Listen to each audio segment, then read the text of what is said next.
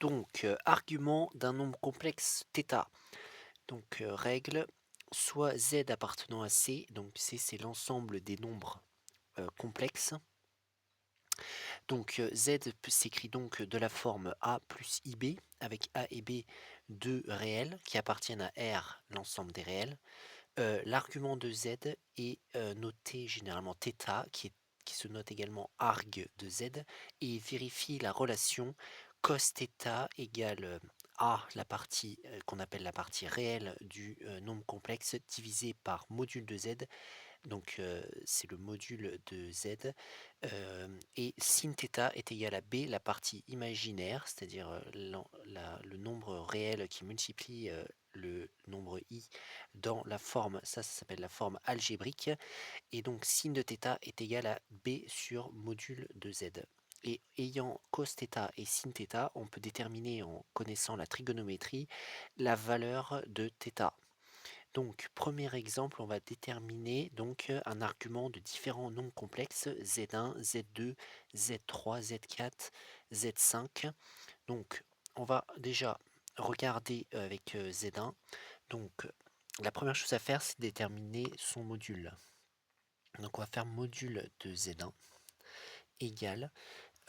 Donc, le module, c'est la partie réelle au carré plus la partie imaginaire au carré, et avec une racine au-dessus. Donc, la partie réelle, c'est moins 1, parce que là, on voit que z1, c'est moins 1 plus i racine de 3, donc moins 1 au carré, plus la partie imaginaire au carré, avec une racine au-dessus, égale.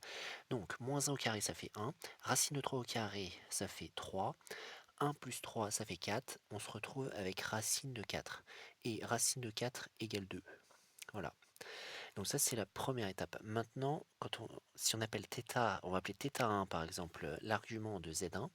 Et donc, cos de θ1, c'est égal, comme on l'a vu, à la partie réelle, c'est-à-dire moins 1, sur le module, c'est-à-dire 2.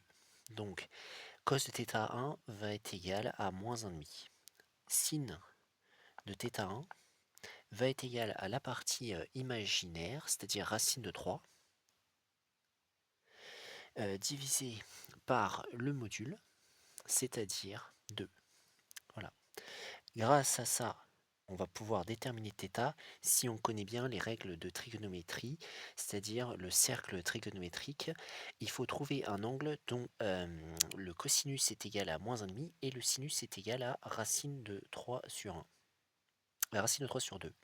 Donc, si on analyse le cercle trigonométrique, on a un cosinus qui est négatif, qui est égal à moins 1,5, et un sinus qui est égal à racine de 3 sur 2. Donc, si on regarde, on est dans la partie gauche du cercle, partie gauche, enfin, le deuxième quart de cercle, et ce sera caractéristique d'un angle θ1 qui va être égal à 2π sur 3. Donc, nous avons trouvé l'argument du nombre complexe z1. Donc maintenant on va passer au nombre complexe z2. Donc je vais déterminer déjà le module de z2. Z2 il est ici. Donc on va faire la partie réelle au carré, c'est-à-dire 3 au carré, plus la partie imaginaire au carré. La partie imaginaire c'est moins 3 au carré, et on met une racine au-dessus. Voilà. On continue le calcul, donc 3 au carré ça fait 9, moins 3 au carré ça fait aussi 9, 9 plus 9 ça fait 18, et donc on se retrouve avec racine de 18. C'est une racine qui est simplifiable, 18 c'est 2 fois 9, ce qui veut dire que racine de 18 c'est racine de 2 fois racine de 9. Mais racine de 9 c'est égal à 3, donc on se retrouve avec racine de 2 fois 3, ce qui nous donne 3 racine de 2.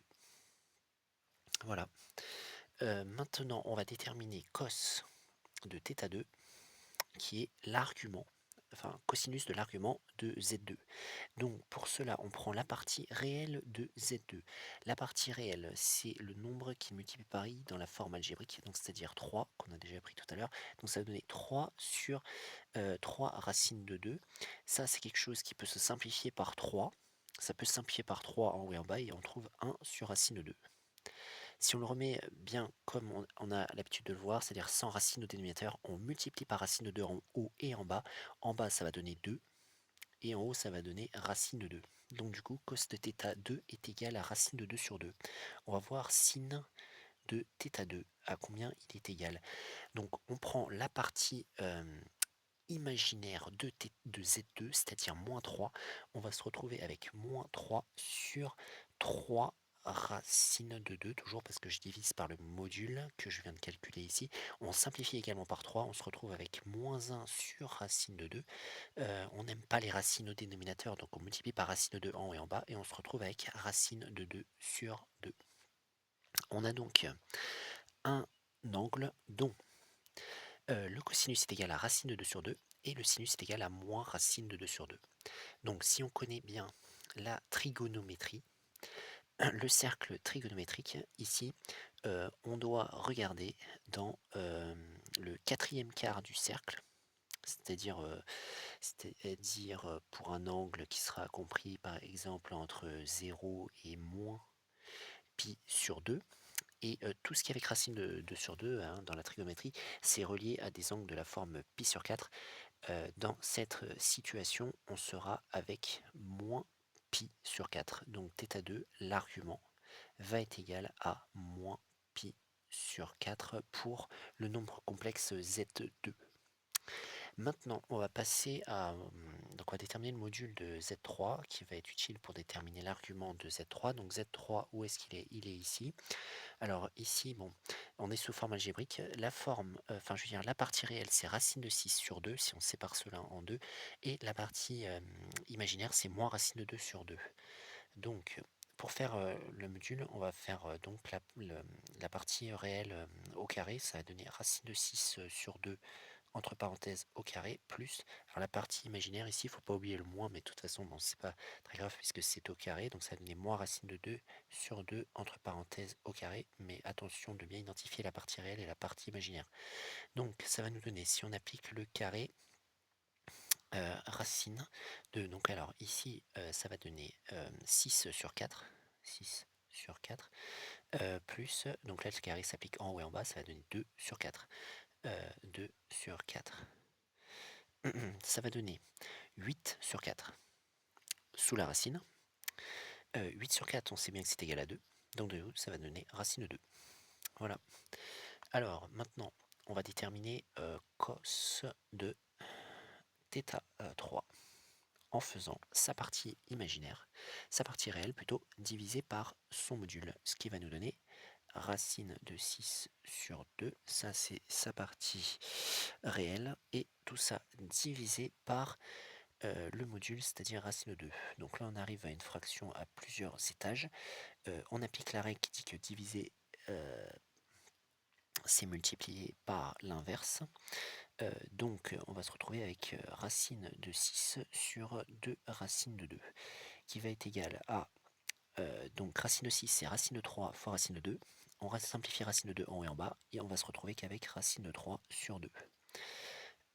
On continue avec sin de θ3 qui va être égal à, donc dans cette situation, on reprend la partie imaginaire, c'est-à-dire moins racine de 2 sur 2. Donc on va se retrouver encore avec moins racine de 2 sur 2. Bon là je l'écris comme ça, divisé par le module, c'est-à-dire racine de 2. Ici on voit que on va se retrouver avec une simplification par racine de 2. Il va rester que moins 1 sur 2. Voilà. Grâce à ça, on va pouvoir déterminer le module. Donc le sinus est égal à moins 1,5. Il est négatif. Le cosinus est égal à racine 1 de 3 sur 2. Et si on connaît bien le cercle trigonométrique, donc là on est également dans le troisième quart de cercle, et on sera avec un angle entre moins pi sur 2 et 0 par exemple, et donc on obtiendra θ3 qui va donc être égal à θ3 qui va être égal à un angle qui est égal à moins pi sur 6. Moins pi sur 6, voilà la valeur de l'angle en question de l'argument de Z3. Donc après on a Z4. Donc Z4, on remarque qu'il n'a pas de partie imaginaire, que cette partie imaginaire est égale à 0. C'est-à-dire que Z4 c'est un réel tout court. Et un réel positif. Donc il y a une règle, on va aller plus vite dans cette situation, parce que Z4 appartient à R. D'ailleurs, on pourrait mettre R+. Quand un nombre est un réel, tout court, qu'on va chercher son argument, et bien son argument, il sera soit égal à 0, enfin, ça peut être une valeur d'argument possible, je veux dire, soit égal à pi, quand il est négatif. Bon, ici, il est positif, donc on peut conclure directement, donc, θ4, qui est égal à arg de z4, est égal à 0. Si jamais il était négatif, on aurait dit qu'il serait égal à pi. Une possibilité. Bon, bien sûr, un argument est défini à 2pi près, hein, on est bien d'accord. Donc du coup, Z5, qui est également simple, puisque Z5, c'est un imaginaire pur. Il est égal à moins 4i, c'est-à-dire sa partie réelle est égale à 0. Quand un nombre est un imaginaire pur, eh bien, Z5, imaginaire pur, imaginaire pur, donc θ5. Donc alors il faut regarder si la partie imaginaire est positive ou négative. Donc elle est égale à moins 4. Donc quand elle est positive, son argument sera égal à pi sur 2. Quand elle est négative, son argument sera égal à moins pi sur 2. Bon, à 2 pi près bien sûr. Donc ici la partie imaginaire est négative. Donc du coup on pourra mettre moins pi sur 2. J'ai oublié arc de θ5 est égal à moins pi sur 2. Donc voilà comment on peut déterminer les arguments de nombres complexes. Ici, on nous demande d'en déduire arc de Z1 sur Z2. Donc pour ça, on utilise les formules d'arguments. Donc arc de Z1 sur Z2. On sait d'après les formules d'arguments que ça donne l'argument d'un quotient, c'est la soustraction des arguments. Donc ça donne arc de Z1 moins arc de Z2 égale.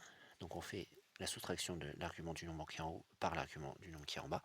Et on en déduit donc, parce qu'on a déjà trouvé ces arguments, donc arc de Z1 c'est 2pi sur 3, moins arc de Z2 c'est moins pi sur 4, donc moins pi sur 4.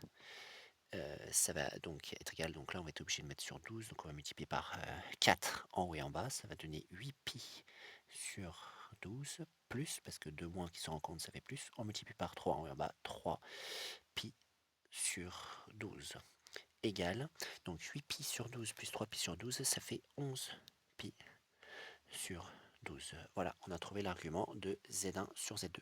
Ensuite, argument de Z3 fois Z4 égale, donc là, quand on fait le produit un argument d'un produit, c'est la somme des arguments. Donc ça fait arc de Z3 plus arc de Z4. L'argument de Z3 plus l'argument de Z4. On va chercher l'argument de Z3 qu'on a déterminé qui est égal à moins pi sur 6 et on additionne l'argument de Z4. Ah bah ça tombe assez bien, il est égal à 0. Donc du coup ça va donner moins pi sur 6. Bon, bien sûr tout cela c'est défini à 2 pi près, donc on devrait mettre 2 quarts pi à chaque fois. Mais bon, on a juste déterminé ce qu'on dit un argument à chaque fois. Donc voilà comment trouver l'argument d'un nombre complexe. Il faut connaître la trigonométrie et connaître certaines choses sur les nombres complexes déjà pour pouvoir déterminer un argument d'un nombre complexe, mais c'est important.